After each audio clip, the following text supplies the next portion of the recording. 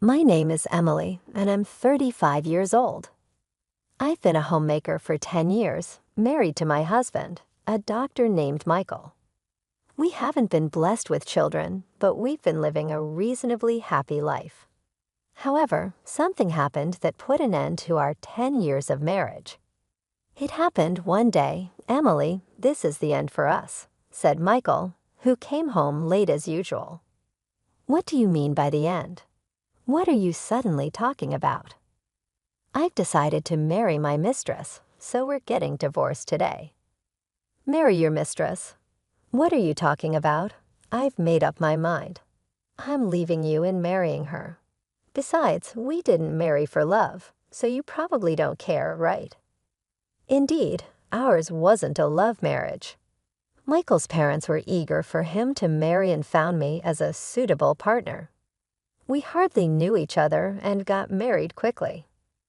The only thing we had in common was that we originally had the same last name. People might say it's fate that we have the same last name, I thought, attracted by the idea in the rush of surrounding marriages, and decided to marry him. Since then, we managed our wedding and married life well enough, but I never imagined we would divorce after 10 years. It wasn't a love marriage, but we've lived together for 10 years, and now you suddenly want to marry your mistress. When did you start betraying me? It's not betrayal. I met her about a year ago. She's a nurse who joined our hospital. She's charming, unlike you, always caring for me, and it's natural that I was drawn to her." "Natural? Are you serious?" "Yes, I've always been serious. These 10 years living with you have been true hell. I was honestly sick and tired of supporting such a boring woman, but that ends today." "How can you talk like that?" "It's the truth. You're a homemaker who produces nothing while she's an active nurse. Ask any man in the country, they'd all choose her over you. Do you think a high-flying doctor like me needs someone like you?" After a pause, I was the first to speak. "Fine, let's divorce." I never thought I'd be married to someone who could say such things so calmly. "We can discuss alimony and property division later with a lawyer. I'll sign the divorce papers and send them later.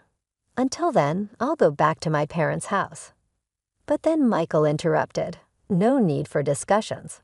We don't even need a divorce paper." "What do you mean?" "We can't separate without it. If we don't divorce, you can't remarry." "You're so naive. It's pathetic. The truth is, I never submitted our marriage registration. We're not a married couple, just cohabitants. So there's no divorce, no alimony, no property division." That day, Michael was supposed to submit our marriage registration, but I couldn't go because of an urgent matter. But it turns out he never submitted it. "Not submitted? Wait, are you joking? We've been living as a married couple for 10 years. It's impossible that you didn't submit it." "Normally, yes. That's why I made that rule at the beginning. If you went to the office, everything would be ruined. When we got married, we made some rules. I, as a homemaker, would handle all the household chores. I was on an allowance, and part-time work was prohibited. And Michael would handle all governmental and official matters. Why would you do such a thing? Because I was about to be forced into a marriage with someone I didn't love. It's not like I was going to submit it easily. I was saving marriage for someone I was destined to be with. Then you should have refused the marriage proposal in the first place." "I couldn't refuse. My parents are stubborn and wouldn't listen. What would have happened if I said I didn't want to marry? Plus, I wanted a housekeeper. I'm a busy doctor and can't often tend to household chores, so I decided to marry you as a housekeeper. It was a good deal for you too, right? You could eat well and have a roof over your head without working. You seemed desperate to get married too. What, you were probably feeling pressured because your friends were getting married, right? Even though we weren't actually married, you were seen as the woman who married a doctor. This 10-year relationship was a win-win for both of us. That's all it was, and it ends today. You should be grateful for the good times you had. Now you have to live on your own without relying on others. I can't believe this. Oh, and one more thing, don't tell my parents about this. If you do something unnecessary, you know what will happen to your father, right? My father, who runs a medical equipment sales company, has a contract with the hospital where he works. It was through my marriage to him that this connection was made. If I told my in-laws, he's implying that he'd sever the contract as a threat. In other words, he's threatening me not to do anything unnecessary. It's your fault for being deceived. How pitiful to be thrown out with nothing, he said, laughing. But the one who would be thrown out without knowing anything was actually him. I couldn't help but burst into laughter. What's so funny all of a sudden? I can't believe you became a doctor with that kind of knowledge. What do you mean? I knew all along about your mistress and that you didn't submit our marriage registration. That's impossible. That's why I've been preparing, waiting for the day you'd bring it up yourself, preparing to get my revenge on you. In fact, I had suspected his infidelity for the past 6 months, but I didn't have enough evidence to confront him, so I hired a private investigator to look into his affair. Ma'am, there are 2 things I need to tell you. The first is that your husband is indeed having an affair. We've got evidence of him entering a hotel with a nurse from his workplace. And the second is from their conversations. There's a possibility that you two are not legally married. Possibility of not being legally married. What does that mean? I overheard your husband and his mistress at a cafe. He said they didn't need to worry about alimony or property division since they never submitted a marriage registration. What? I can't believe it. We've been living as a married couple for 10 years. I don't know why he didn't submit the marriage registration. That's why he never let me handle any official procedures. Yeah, that seems to be the case. I can't believe this. How could this happen? It's rare to hear about not submitting a marriage registration for 10 years, but it's not unheard of. This is too much. Am I just supposed to accept this? If we were never married from the start, there's nothing I can do. Not necessarily. What do you mean?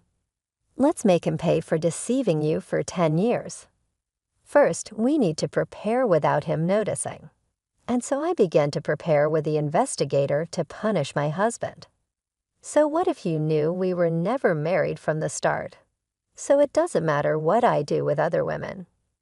I don't need to take any responsibility, he said. I was pitiful for not knowing anything, but it seems you are the one who was pitiful. What do you mean? We're considered to be in a common law relationship on paper. So what, you might not know, but you can actually claim alimony and divide property in a common law relationship. What? He didn't know that registering as a de facto marriage would backfire on him. You can make claims in a common law relationship. It's not well known, but yes, you can. Of course, there are some conditions, but looking at your case, it seems you meet them. What are these conditions? The common law relationship is established based on these 2 criteria. First, both parties must have the intention to marry. If it's just living together, that's cohabitation. Mutual intent to marry is key. That seems subjective and hard to judge. For instance, if you had a wedding ceremony or recognized as a couple by others, it can be acknowledged. We've had a wedding ceremony, and our parents and friends know us as a couple. Then the first criterion is met. The second is living as if married. This includes sharing household life for over 3 years. You've been living together as a couple for over 10 years. As a homemaker, you've obviously shared the household finances. This is recognized as a marital relationship. So that means if you can provide proof of what we discussed, you can claim alimony and divide property. I'm not an expert in this area, so I'll introduce you to a lawyer. You can work with them to bring him down. After consulting the lawyer I was referred to, I was told that I could indeed claim alimony and property division from my husband. So I'm going to demand alimony and property division from you. I informed my husband, who turned pale. His confidence, which had looked down on me just a moment ago, was gone. But even if you can claim alimony and property division, you're just an unemployed woman. Do you plan to rely on your parents after being kicked out? Didn't I say I was preparing? I've already found a job starting next month. I've also got my eye on a new place. Don't worry about me. What? He thought I, a clueless homemaker, would be helpless, but the tables had turned. ALS, so I'll make sure to discuss this with your parents. Just so you know, do you not care what happens to your father? If they want to break the contract, let them. What, sure, you were the link to the hospital, but the contract continued because of my father and his company's efforts. Whether or not they keep the contract is up to them. Let's see if they'll break a contract just because the doctor's wife of 10 years was a lie. Try saying that, you. My father and I won't be affected if the contract is broken over this. It only shows the depth of their trust. We'll just find another hospital to partner with. Saying this, I took out my phone. You're not calling your parents, are you? That's exactly what I'm doing. Our parents think we're still married. It's only natural to inform them if this relationship is ending. Then, to my surprise, my husband began to apologize to me. Please let me talk to them. Don't call. Why? You know how strict my parents are. If they find out about this, I'm done. What does that have to do with me, huh? You're asking me not to tell the truth because your parents are strict. Are you kidding? You could have refused the marriage from the start if you didn't intend to marry. After 10 years of a selfish marriage, you're afraid of your parents finding out. I can't accept such a convenient story. But I can't accept your story. I'll make sure to tell both your parents and mine. And so I called both sets of parents. All four were shocked upon hearing my story. A meeting was promptly arranged at our house. I've heard everything over the phone. Is it true that you pretended to be married for 10 years without submitting a marriage registration? Speak up, you foolish son. It's true. I didn't submit it. Why would you do such a thing? Didn't you think about how Emily would feel? I had no choice. No choice, you say? How can you even say that? It's actually your fault, Dad and Mom. I didn't want to get married, yet you started looking for a bride on your own, saying it was time I got married. You arranged meetings and tried to force a marriage on me. You're the one who agreed to the marriage, aren't you? I had to agree. If I had refused, you would have made a fuss about it. So I decided to get married. If you were resolved to marry, why didn't you submit the marriage registration? I read about a man on the internet who was in the same situation. He didn't want to marry but had to because of his parents. He lived a married life without submitting the registration, then revealed the truth when he found someone he truly loved. That's appalling. And what happened to that guy in the end? He's now married to the person he loves and has a real marriage. So I too will marry my girlfriend and have a real marriage. Then my parents who had been silent until now spoke up. A real marriage, huh? Sure, you might not have had a love marriage, but do you remember what you said at the wedding? We will never forget to care for each other and build a home full of smiles. What did those words mean to you? What were we shown then? We sent our daughter to you hoping for her happiness, but you deceived her for 10 years without submitting a marriage registration. Did you build a home full of smiles? Now you're leaving her for another woman. Can someone who acts without a shred of care, even if they change partners, truly have a real marriage? Well, I was happy you married our daughter, not just because you were a doctor. I thought she could build a happy home with someone as sincere as you, but it seems we were mistaken and deceived. And you threatened our daughter. If she told us about this, you'd cut off the contract with our company. What? Seriously? If you're going to threaten our daughter, we'll cut off the contract ourselves. Be warned, we will tell the truth when asked why. If you do that, there'll be rumors at the hospital. Well, yes, but that's the result of your own actions. You were the one who threatened us with cutting off the contract. My husband was in complete panic at this unexpected turn of events. Please wait. This is getting out of hand. Let's just talk. At that moment, my father-in-law grabbed my husband by the collar. Furious, we didn't raise you to be such a scoundrel. What were you thinking? Father, please stop. By not submitting the marriage registration, you might have thought you were doing yourself a favor. But because of your selfish actions, Emily was strung along for 10 years. What were you thinking causing such trouble to others? The living room fell silent. My husband, faced with my father-in-law's words, had nothing more to say. Emily and your parents, I'm truly sorry for the trouble caused by this idiot. No, your parents shouldn't apologize.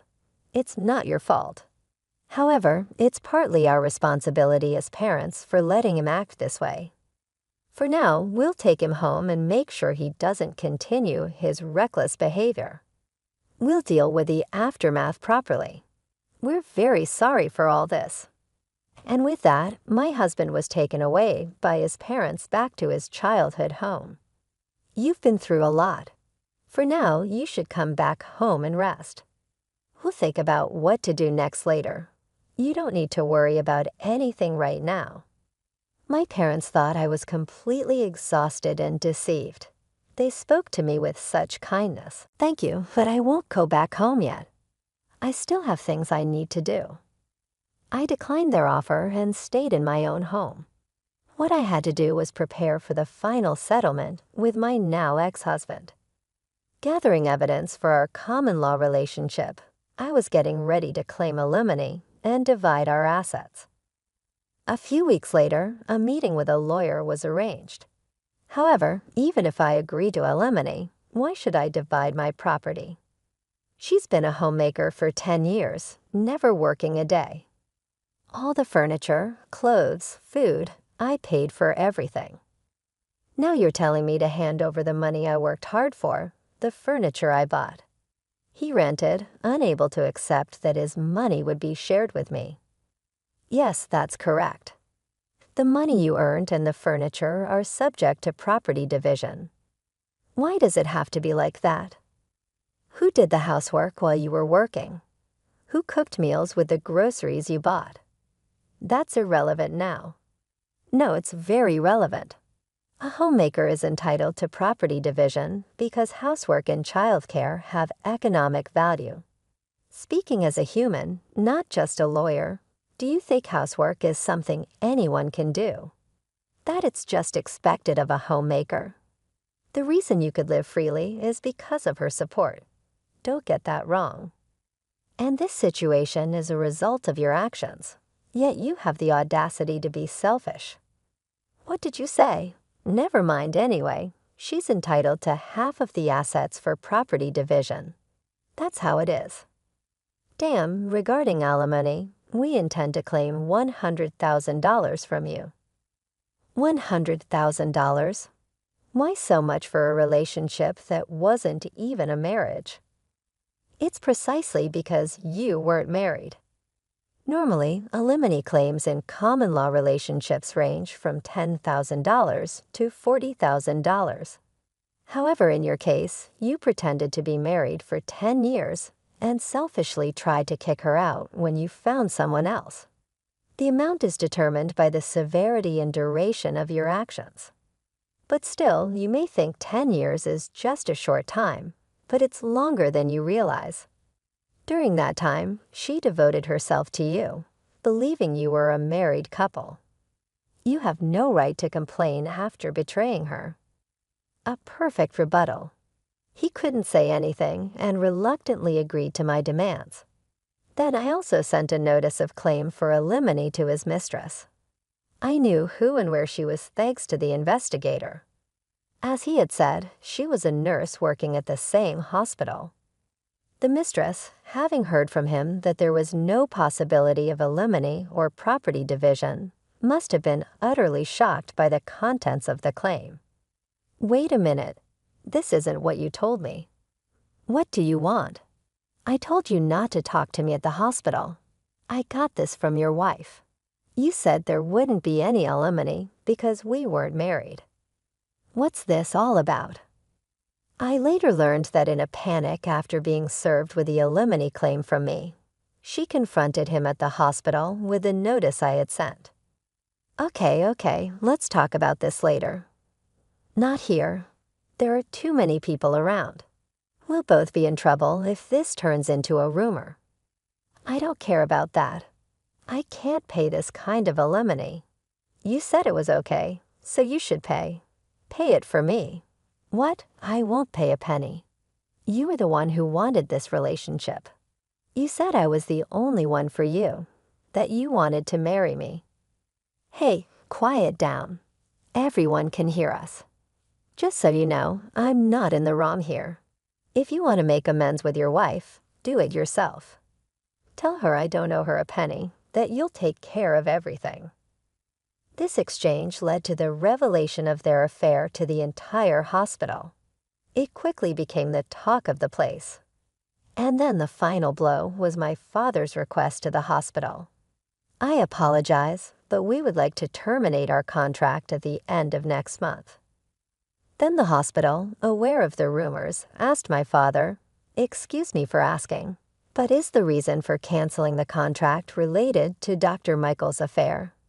It's already become a rumor. Yes, a nurse presumed to be involved caused quite a scene. I never imagined he had been pretending to be married for 10 years without submitting a marriage registration. I never expected it to turn out like this. You mean he never submitted the registration? Weren't you aware that he hadn't submitted the marriage registration? All we knew was that he, being married, had an affair. What do you mean he didn't submit the marriage registration? With my father's request, it was revealed that he had been deceiving me for 10 years by not submitting the marriage registration. This news spread among the other nurses. Dr. Michael deceived his wife for 10 years without submitting a marriage registration, and he had an affair with a nurse. How low? How could he do that? Can someone really not notice for 10 years? Apparently, Emily's maiden name was the same, and he managed all the official paperwork. That's scary. The rumor spread not only among hospital staff, but also to patients. And both Michael and his mistress received cold stares. Unable to endure, they soon resigned from the hospital. As my father told me, "Did you manage to get the alimony?" Yes, I received payments from both him and his mistress. She refused to pay until the end, claiming she was deceived. But the lawyer made it clear her argument wouldn't hold, and she reluctantly agreed to pay. That's good. What about you, Dad? Did the contract get canceled after all? No, that's off the table. He resigned, and since our company is trusted, the hospital asked us not to cancel the contract. We couldn't cancel it after they asked like that. That's a relief. Then I started a new life in a new place and was living happily. About a year and a half later, my ex-husband contacted me. Is it true you got remarried? I had married a man I met at work, and somehow he had found out. I wondered whose number this was, going through the trouble of changing your number just to contact me. Just answer my question. Yes, I got married. You betrayed me. Betray? We were never legally married, so I didn't think it would matter to you. Right. That's a different matter, indeed. Things are different now. We're completely separated, so my marriage has nothing to do with you. Is that why you contacted me? After I said this, he seemed at a loss for words. Then he taunted, "Of course, you're still unmarried, since you probably haven't submitted a marriage registration. You're that kind of woman." But things weren't as he imagined. Unfortunately for you, my husband isn't the kind of person to do such terrible things. He knows all about your story.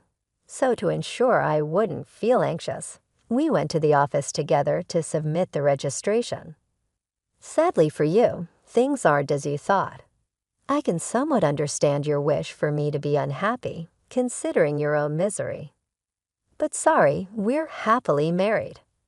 I told him this and hung up the phone. What kind of life he leads now, I don't know. But unless he changes his selfish nature, it's unlikely he'll ever find happiness.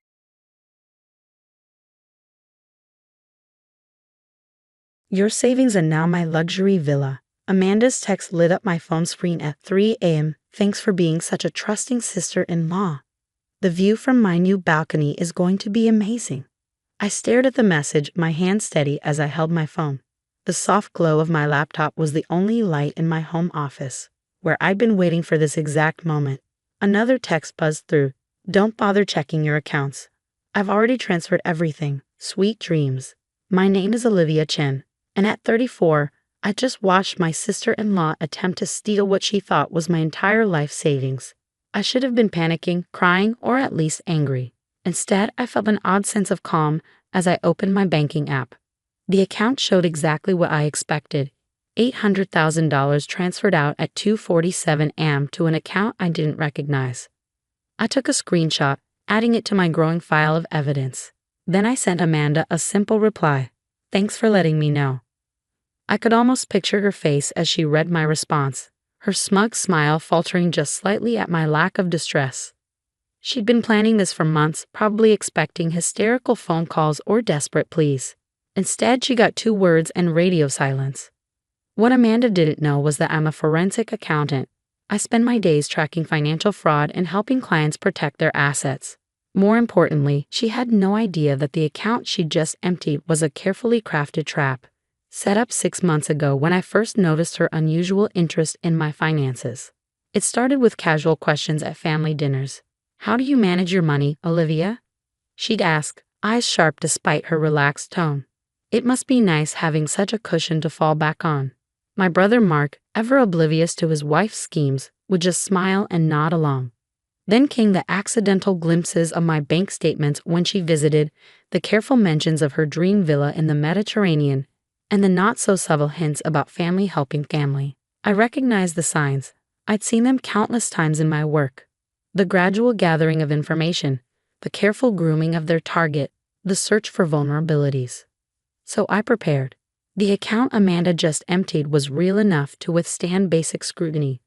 But every transaction had been carefully documented and reported to the authorities in advance. Each withdrawal she made would trigger automatic alerts to both my lawyer and the bank's fraud department. I opened my laptop and checked my secure email. Right on schedule, there were 3 notifications. One from the bank confirming suspicious activity, one from my lawyer acknowledging the predicted transfer, and one from the fraud investigation team requesting confirmation to proceed. My phone buzzed again. This time it was Mark, my brother. "Olivia, we need to talk." Amanda told me what she did. "Please don't do anything rash. She's just trying to give us a better life." I felt a familiar ache in my chest. Mark had always been protective of me after our parents died, but his marriage to Amanda 3 years ago had changed him. He'd become increasingly distant, defensive, and willing to justify Amanda's behavior, no matter how outrageous. "Nothing rash," I typed back. "Get some sleep, Mark. We'll talk tomorrow." I thought about the real money, safely secured in accounts Amanda would never find. The $800,000 she'd stolen was substantial, but it was a calculated sacrifice, enough to trigger serious legal consequences, but not enough to actually damage my financial security. Another text from Amanda. "Don't bother calling Mark. He supports me 100%. You've always had it too easy anyway. It's time someone else got to enjoy the good life." I added the text to my evidence file. Each message was another nail in the coffin she was building for herself. I'd learned long ago that sometimes the best strategy was to let people reveal their true nature on their own terms. The last piece of my trap was already in motion. Before setting up the decoy account, I'd met with the real estate agent Amanda had been working with. The agent, alarmed by some irregularities in Amanda's loan application, had been more than willing to cooperate with my investigation. The villa Amanda thought she was buying. The down payment would go through, but the transaction would immediately trigger a fraud alert. By attempting to purchase property with stolen funds, she wasn't just committing theft. She was engaging in international wire fraud. I poured myself a glass of water and watched the sunrise from my office window. In a few hours, Amanda would probably be celebrating her victory with expensive champagne, planning her new life in the Mediterranean sun. She had no idea she just walked into a trap that would cost her everything. My phone buzzed one final time. A photo from Amanda, her holding a glass of champagne. The contract for the villa clearly visible on the table in front of her. Au revoir, she wrote. Don't worry, I'll send you a postcard from my new villa. I smiled, saving the photo. In the background of her celebratory shot, I could clearly see the fraudulent wire transfer documentation. It was the final piece of evidence I needed. I sent one last text to my lawyer. She took the bait, everything proceeding as planned. Then I went to bed, sleeping soundly for the first time in months. Tomorrow would bring chaos, but for now I had the peace of knowing that sometimes the best revenge is simply being prepared. I woke up to 17 missed calls and 32 text messages. Amanda's celebratory tone from last night had shifted dramatically, replaced by increasingly frantic messages. What's wrong with the transfer? Why is the bank calling me? Answer or your fate homie. You did something, didn't you? I took my time getting ready, brewing my favorite coffee and settling into my home office before responding to anyone.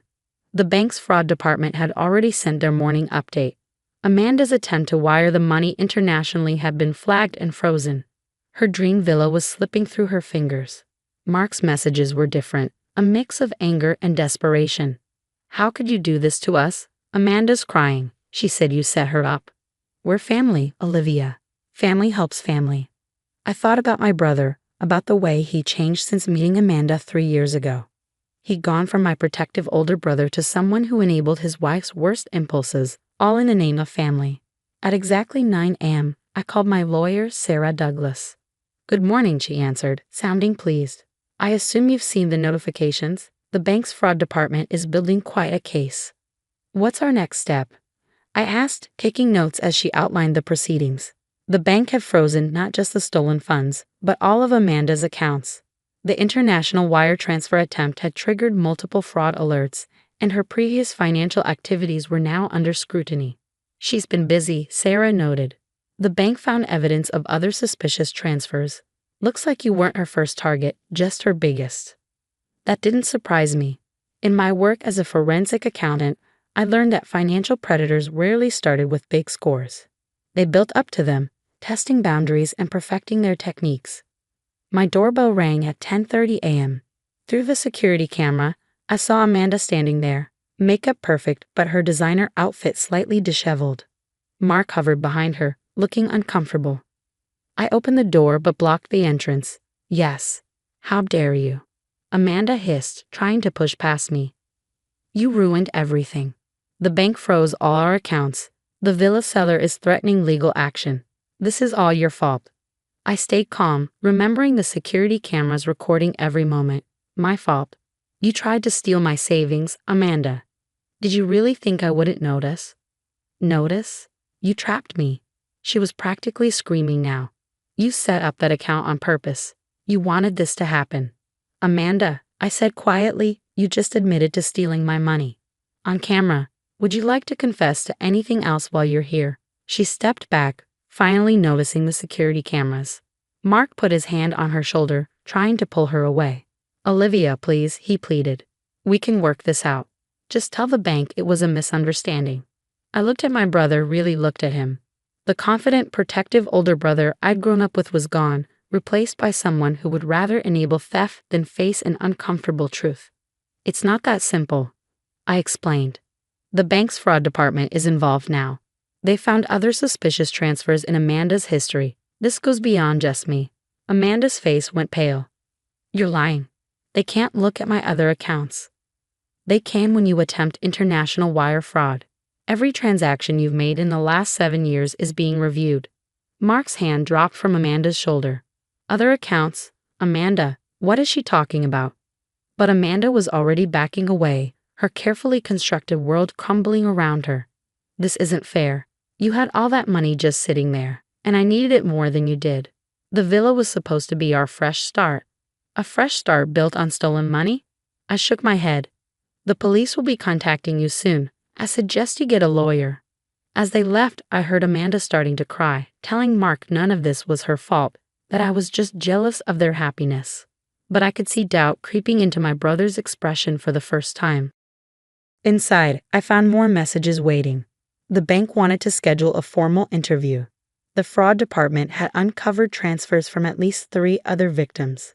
Sarah had already started preparing documentation for a civil suit. I sat down at my desk, pulling up the file I'd been building for months. Every suspicious question Amanda had asked about my finances, every accidental glimpse of my bank statements, every conversation about her dreams of Mediterranean luxury. It was all documented, painting a clear picture of premeditation. My phone buzzed with a text from Mark.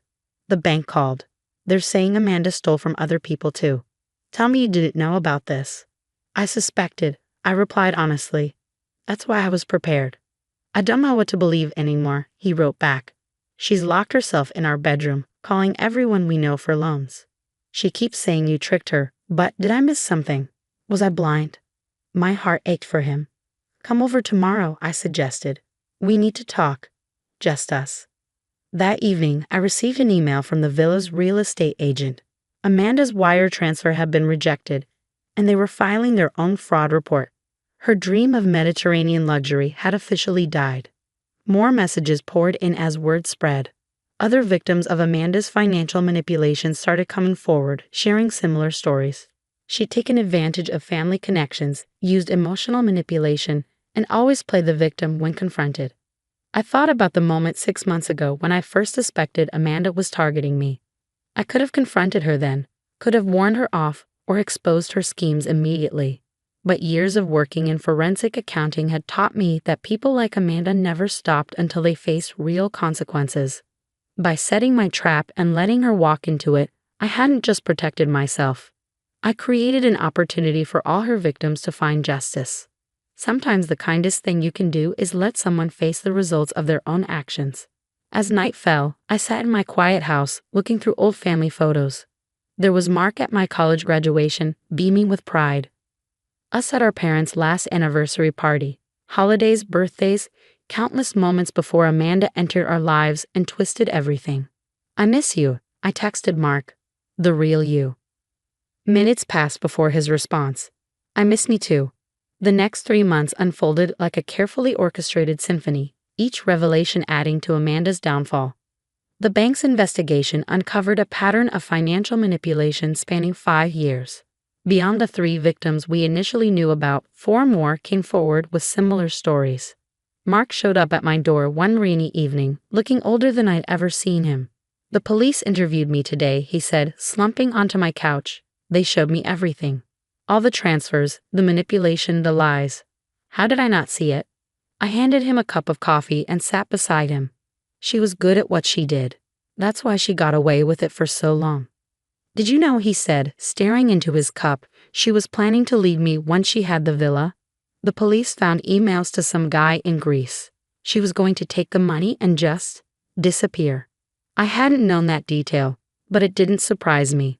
Amanda had always seen Mark as a means to an end, a stepping stone to the luxury lifestyle she craved. The criminal charges came down like hammer blows. Multiple counts of fraud, attempted wire fraud, identity theft, and financial exploitation. Amanda's lawyer pushed for a plea deal, but the evidence was too overwhelming.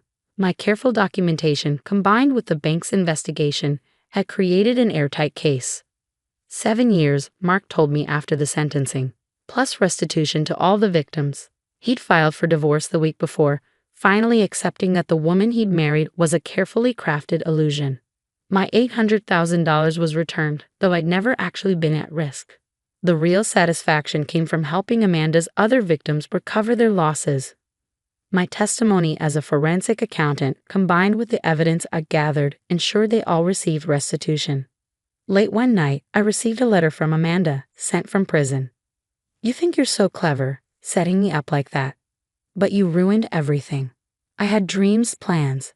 That villa was supposed to be my fresh start. I hope you're happy with yourself, sitting in your perfect little house with your perfect little life. You'll always be alone." I filed the letter with the others, evidence of her unrepentant nature. She still didn't understand that this wasn't about cleverness or winning. It was about justice, about protecting people from predators who saw family ties as weapons to exploit.